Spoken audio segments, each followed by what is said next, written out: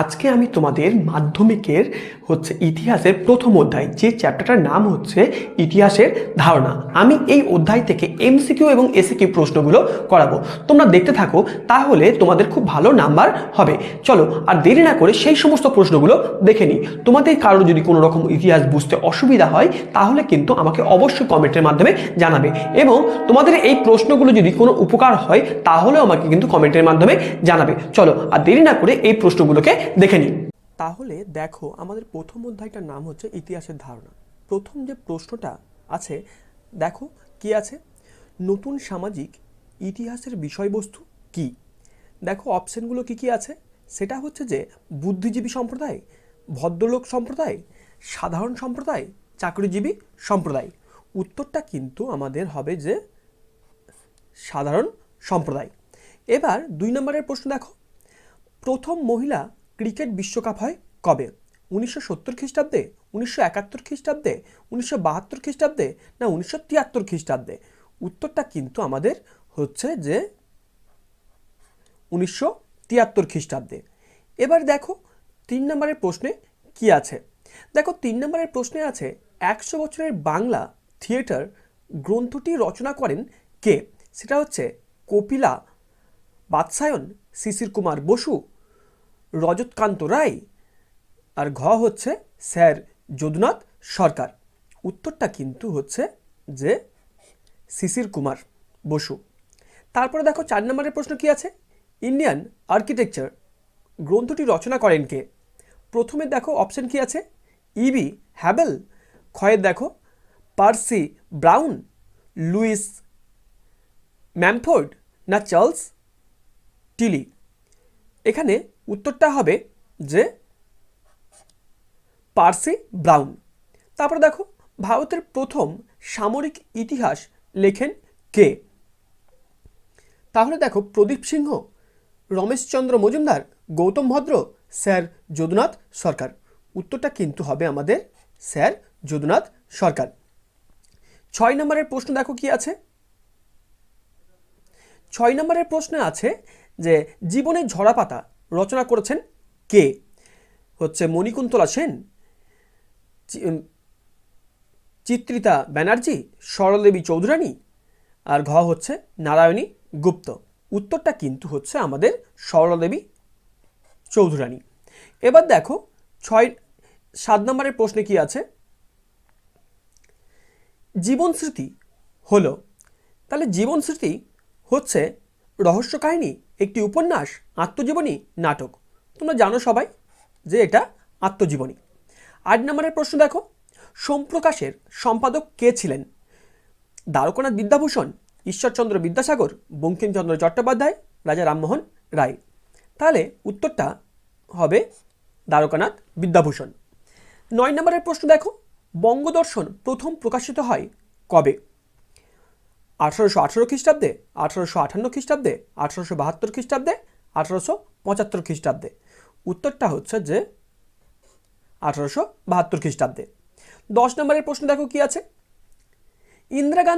ইন্দিরা গান্ধীকে লেখা জওহরলাল নেহরুর চিঠিগুলি হিন্দি অনুবাদ করেছিলেন কে? কৃষ্ণচন্দন, খুশবন্ত সিং, মুন্সি প্রেমচাঁদ, রামচন্দ্র গুহ। এখানে উত্তরটা হচ্ছে যে আমাদের মুন্সি প্রেমচাঁদ। তারপরে দেখো প্রশ্ন কি আছে,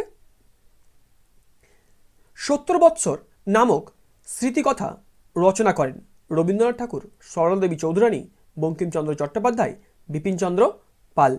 সেটা হচ্ছে যে আমাদের বিপিনচন্দ্র পাল। 12 নম্বরের প্রশ্ন দেখো, জীবন স্মৃতি কার স্মৃতিকথা? জওহরলাল নেহরুর, রবীন্দ্রনাথ ঠাকুর, স্যার যদুনাথ সরকারের, না সুভাষচন্দ্র বসুর? উত্তরটা রবীন্দ্রনাথ ঠাকুর। 13 নম্বরের প্রশ্ন কি আছে দেখো, কলকাতার ইতিহাস নিয়ে গবেষণা করেছেন এমন একজন অবাঙালি গবেষক কে? সেটা হচ্ছে শরীফুদ্দীন আহমেদ, মাধব গাডগিল, মহেশ রঙ্গরাজন, পিটি নাইয়ার? উত্তরটা হচ্ছে যে আমাদের পিটি নাইয়ার। তারপরে দেখো হিন্দু মেলার সভাপতি ছিলেন কে? দেবেন্দ্রনাথ ঠাকুর, রবীন্দ্রনাথ ঠাকুর, নবগোপাল মিত্র না রাজনারায়ণ বসু? উত্তরটা হচ্ছে যে রাজনারায়ণ বসু। তারপর দেখো 15 নম্বরের প্রশ্ন কি আছে? ভারতীয় আধুনিক নৃত্যশৈলীর জনক বলা হয় কাকে? সেটা হচ্ছে উদয় শঙ্করকে, মমতা শঙ্করকে, প্রেমচন্দ্রকে না অন্নদা শঙ্করকে?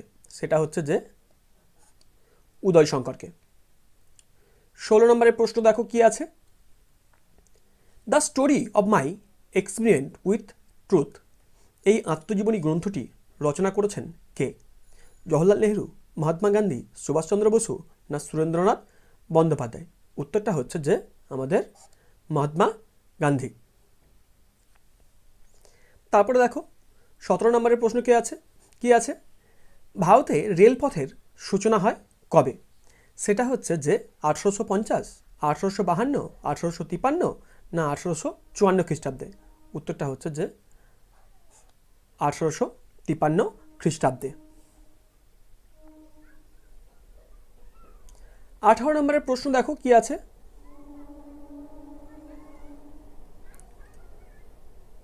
বড়িয়া মজুমদার মূলত যে বিষয় নিয়ে লেখালেখি করেন তা হলো, সেটা হচ্ছে যে ফুটবল, হকি, ক্রিকেট না রাগবি? সেটা হচ্ছে যে আমাদের ক্রিকেট। 19 নম্বরের প্রশ্ন দেখো কি আছে? উপেন্দ্রনাথ ব্রহ্মচারী যুক্ত ছিলেন কিসের সাথে? সেটা হচ্ছে যে শহরের ইতিহাস, স্থানীয় ইতিহাস, শিল্পচর্চার ইতিহাস না বিজ্ঞান প্রযুক্তি ও চিকিৎসাবিদ্যার ইতিহাস? উত্তরটা হচ্ছে বিজ্ঞান প্রযুক্তি ও চিকিৎসাবিদ্যার ইতিহাস। 20 নম্বরের প্রশ্ন দেখো, নদিয়া কাহিনী গ্রন্থটি রচনা করেন কে? সেটা হচ্ছে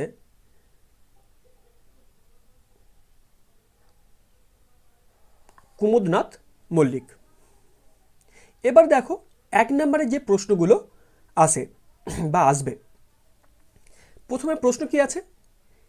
কিভাবে বর্তমান ইতিহাস চর্চার দৃষ্টিভঙ্গির পরিবর্তন ঘটেছে? দেখো উত্তরে কি আছে?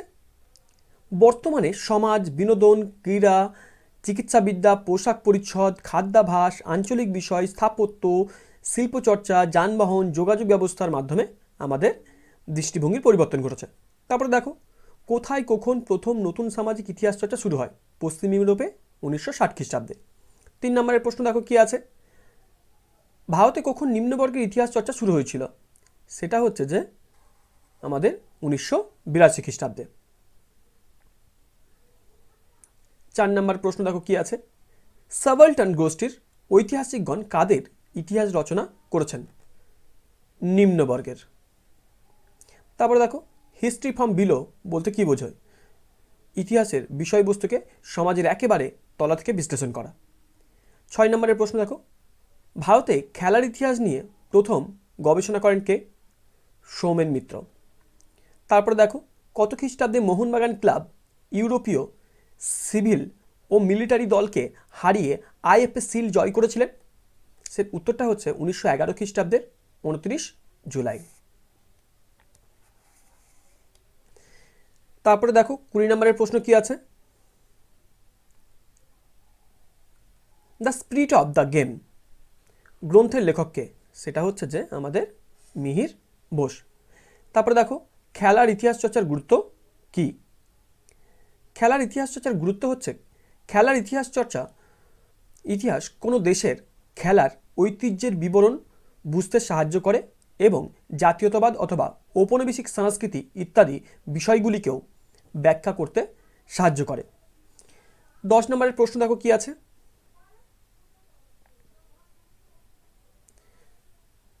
খাদ্যাভাস ইতিহাস চর্চার গুরুত্ব কি? খাদ্যাভাস ইতিহাস চর্চা থেকে কোনো একটি দেশের বা জাতির খাদ্যাভাসের সংস্কৃতি, অর্থনৈতিক ও পরিবেশগত দিকটি জানা যায়।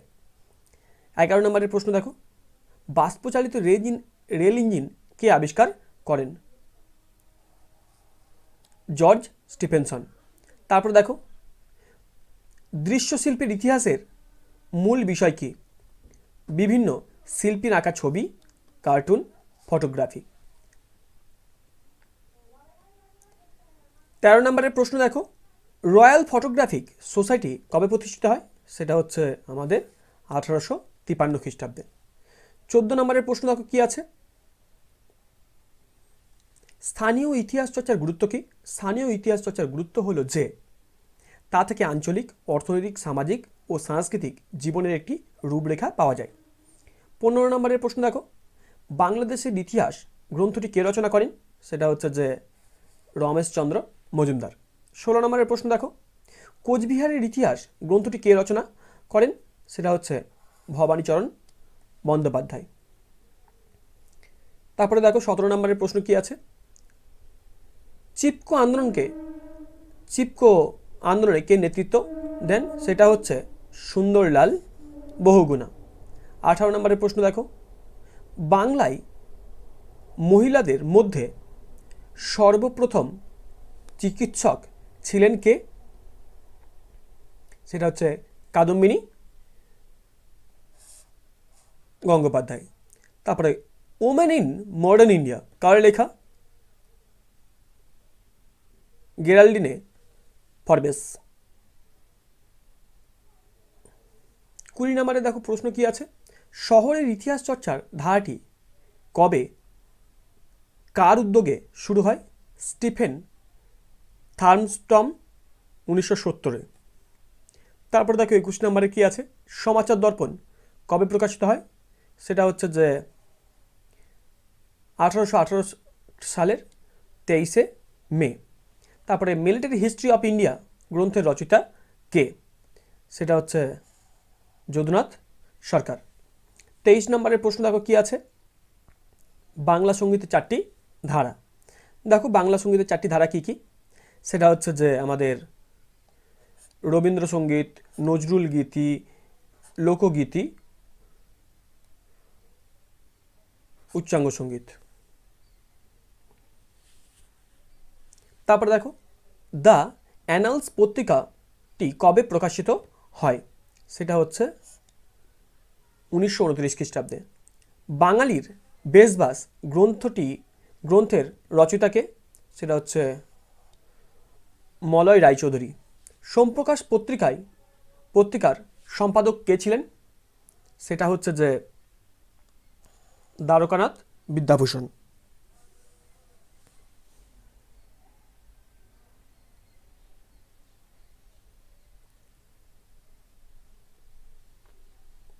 সাতাশ নম্বরের প্রশ্ন দেখো, সরকারি নথিপত্র কোথায় সংরক্ষণ করা হয়?